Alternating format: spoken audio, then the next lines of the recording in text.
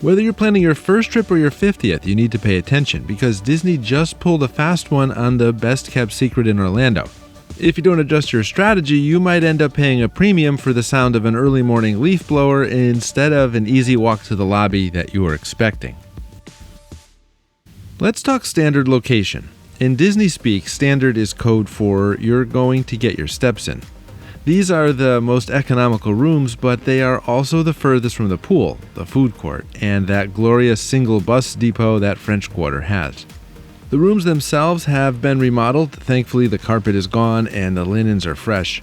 You'll get about 314 square feet of space, which is standard for a moderate, with 2 queen beds. Your window might look at a fountain, a garden, or a parking lot.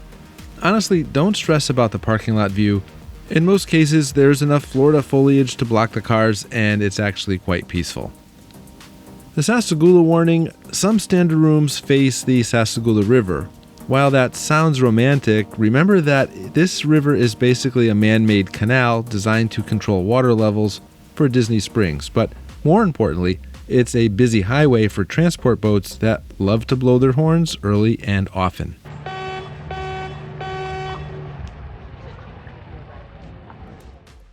If you're ready to master the standard location game, listen up because I have a strategy for every type of traveler. For those who want to be as close to the action as possible without paying that preferred room convenience tax, you need to request buildings 3 or 4, specifically the northern sections of Building 4. Think rooms 4101 through 4110 and 4143 through 4148. These are my absolute gold standard recommendations. In these spots, you're basically at the lobby's doorstep, right next to the dining and the bus depot, all for a standard price. Now, if you are one of the Zen seekers who values privacy and doesn't mind a bit of a hike to earn that extra Mickey beignet, you should head for buildings 1 or 7. They are officially the furthest out from the pool and dining, but the payoff is that they are incredibly quiet locations. Finally, for those looking for the middle ground, Building 6 is your winner. Specifically, the center block of rooms in Building 6, they offer a great mix of feeling like you're part of the resort vibe while staying just far enough away to avoid being blasted by the pool DJ. For the preferred location rooms, we're looking at a completely different ballgame where proximity is king, but it comes with a few noisy neighbors. These rooms are defined by their proximity to the big 3, the pool, the dining at Sassagoula Floatworks, and the bus depot. And you'll most likely find them in buildings 2, 3, 4, and 5. While some offer views of the Sassagoula River and put you closer to the Disney Springs boat dock, I'm telling you as a friend, don't obsess over the view. Since there are no balconies, only exterior corridors, you aren't going to be sitting outside with a coffee enjoying the scenery. You'll only see the view from your room's single window. And if you keep the curtains open, every person walking to the ice machine is going to look right in at you. If you are going to pay that preferred premium, go for the hands-down winner, Building 4. Specifically, rooms 4119 through 4134. This is the absolute power play and the most convenient location at the entire resort. You are balanced perfectly between the dining, the bus depot, and the pool. Plus, it's a total win if you have a car since the parking lot is right there. It's the kind of convenience that makes other guests jealous. However, here is the honest truth about staying in buildings 2 and 5. They are the closest to the pool, which sounds great until you realize that poolside often means DJ adjacent. During the afternoon, a DJ usually sets up for games and loud music, staying on the microphone for hours. That's great if you're in the water, but it's a total nightmare if you're trying to decompress or take a nap. And the noise doesn't just happen when the sun is up. Maintenance crews arrive early in the morning to power wash the furniture and blast leaf blowers. Look, it's fantastic that Disney keeps the place spotless, but can you think of anything more annoying than the sound of a leaf blower at 7 a.m.? It's definitely not quiet luxury. If you want a preferred building but want to dodge some of that noise, look at the center of Building 5, specifically rooms 5133 through 5148, facing the courtyard for a much better balance of privacy and convenience. Just note that the other side of Building 5 faces the pool, which will be the complete opposite of quiet, and when it comes to hotels, I always say a quiet room usually leads to a better stay. And just so you know, when I give room numbers, I'm referring to ground floor rooms, but assume this also includes second and third floor rooms unless I specifically mention a particular floor, as I'm about to do now. Before you pick up the phone to call Disney with your room requests, you need to know a few of my survival tips to ensure you don't end up with a logistical nightmare on your hands. If you are traveling with a stroller or scooter, or if you just plain hate hauling luggage upstairs, your number one non-negotiable request must be for a ground floor room. Now, while those ground floor rooms are convenient, they are rarely quiet because housekeeping crews zoom along those exterior paths in golf carts all day long. If you're a light sleeper who craves true silence, your best bet is to take the stairs and request a room on the second or third floor.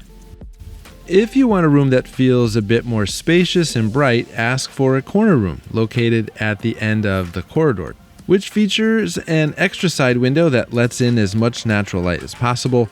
And don't let the transportation reality check worry you, because French Quarter is the smallest resort and only has one bus stop. The service is actually fantastic here. Once you're underway, you're looking at a quick 5-minute ride to Hollywood Studios, about 8 minutes to either Magic Kingdom or Epcot, and only 10 minutes to get to Disney's Animal Kingdom. So how do you make a room request? Well, don't just give them a room number. That's a rookie move and cast members often can't honor it. Instead, call Disney directly and give them a prioritized general request. Say something like Priority 1, ground floor, Priority 2, building 4, near dining. This significantly increases your odds of getting the request honored.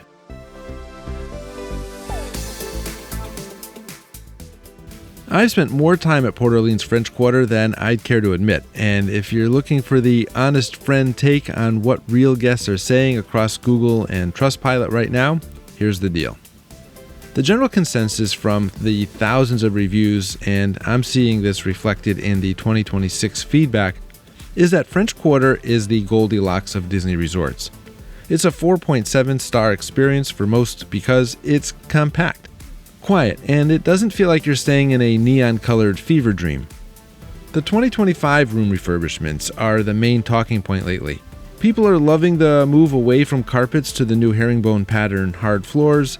It just feels cleaner. The style is what I'd call sanitized New Orleans. You've got subtle Princess and the Frog touches that aren't hitting you over the head with characters. The biggest win in the reviews is the functional furniture. They replaced the old table and chairs with a sofa, which makes the 314 square feet feel much more like a living space.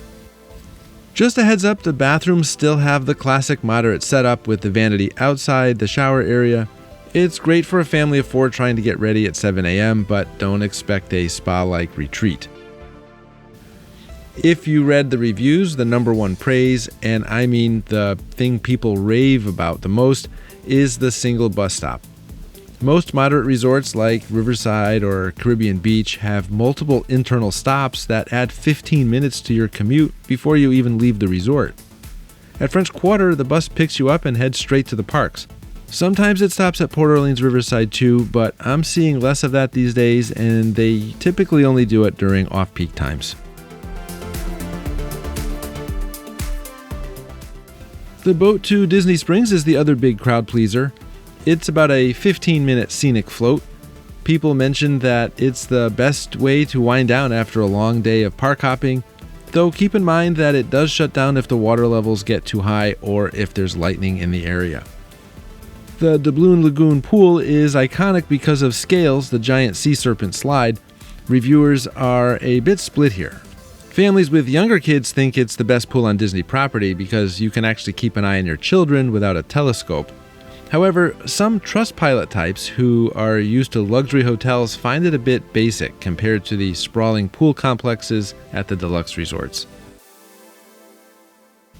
Sassagoula Floatworks is the only game in town since there's no sit-down restaurant here.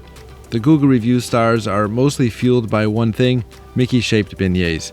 They are an absolute must-get. The actual meals get solid marks for being better than average food court fare. Think jambalaya, gumbo, and surprisingly good salmon. But the common complaint is a lack of a real restaurant. If you want a waiter and a steak, you're either walking 10 minutes to boat rides at Riverside or hopping the boat to Disney Springs. Disney has definitely adjusted their convenience tax recently. The average nightly rates are trending like this. Standard location rooms are around $372, preferred locations around $419, peaking at $549 during the holidays. King bed is usually around $445. But if you're paying full price, then you're doing it wrong. So here's my strategy.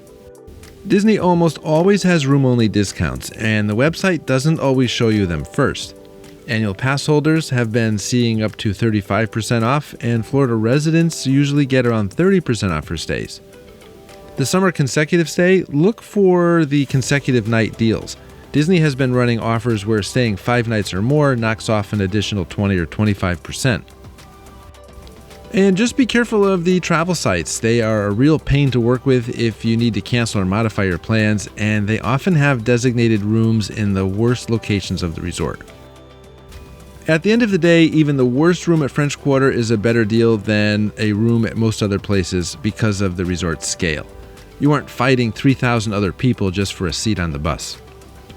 Well, thanks for watching. This is where I leave you for now, but here comes another video that I think you'll find helpful, and I'll see you over there.